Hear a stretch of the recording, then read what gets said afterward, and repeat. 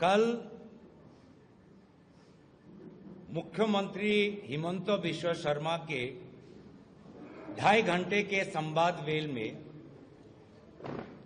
उन्होंने एक भी ऐसा प्रमाण नहीं दे पाए जो ये साबित कर सकता है कि मैं किसी दूसरे देश का एजेंट हूं। उन्होंने गोलमोल करके बातों को बताया। सबसे पहले ये एसआईटी रिपोर्ट उनके पास 6 महीने पहले ही था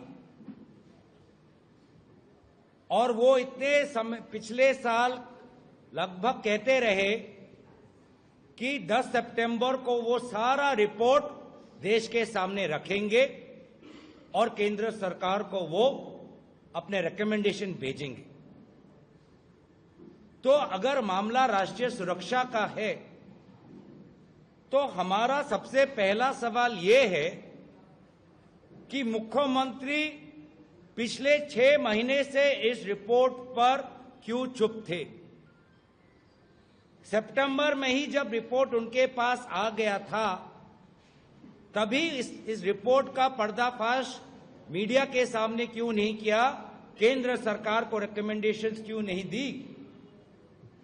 इसका वजह सिर्फ ये है कि उन्होंने खुद उस रिपोर्ट को पढ़ा और देखा कि उनके द्वारा गठित एसआईटी ने इतने महीनों के बाद भी कोई एक प्रमाण लाने में, कोई एक सबूत लाने में सफल नहीं हुए। पहले वो कहते थे कि 15 दिन के लिए हम पाकिस्तान गए, कल कहा 10 दिन। पहले तो ऐसे कहते थे कि हाल ही में पाकिस्तान गया और कल पता चला कि ये हाल की बात नहीं कर रहे। आज से लगभग कितना 2013 14 कितना होगा 12 साल पहले की बात कर रहे हैं। पहले कहा कि सांसद होने के नाते आपको तो अनुमति लेना चाहिए था जाने से पहले। अब कहा कि नहीं, सांसद जब नहीं थे तब वो गए। पहले कहा किसी को इंतला न करके वो पाकिस्तान चले गए। अब कहा कि अटारी वाघा पर जो हमारी जो लैंड बॉर्डर पॉइंट है, जहां पर इस तरफ सरकार के अफसर बैठे रहते हैं, उनको पूरा सर्टिफिकेट देखे। उस प्रक्रिया से, कानूनी प्रक्रिया से हम पार हुए।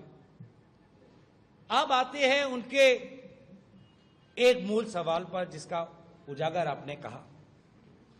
वो कहते हैं कि असम का एमपी देश के सदन में देश के सीमा को लेकर सवाल क्यों उठा रहा है। और मेरा सवाल ये है, क्यों ना उठाए। क्या असम का एमपी क्या देश के बारे में नहीं सोच सकता?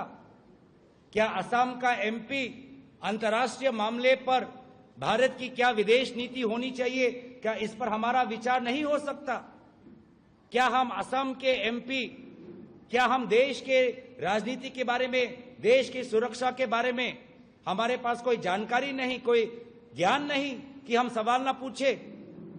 ये उनकी और उनके बीजेपी के सांसदों की मानसिकता हो सकती है, लेकिन हमारा कर्तव्य है, जो मैंने पहले भी कहा कि आज से बहुत साल पहले जब एक तेजपुर यूनिवर्सिटी के छात्र ने मुझसे पूछा कि आप सांसद क्यों बनना चाहते हैं, तो मैंने कहा कि इस सांसद बनने के पीछे मेरे 3 कारण हैं कि पहले मैं सदन के अंदर अपनी देश की आवाज उठाऊंगा, दूसरा मैं अपने असम प्रदेश की आवाज उठाऊंगा, तीसरा जिन लोगों ने मुझे चुना मैं उनकी आवाज उठाऊंगा। और ये भी हो सकता है, मैं चाहूंगा कि वो थोड़ा पढ़ ले।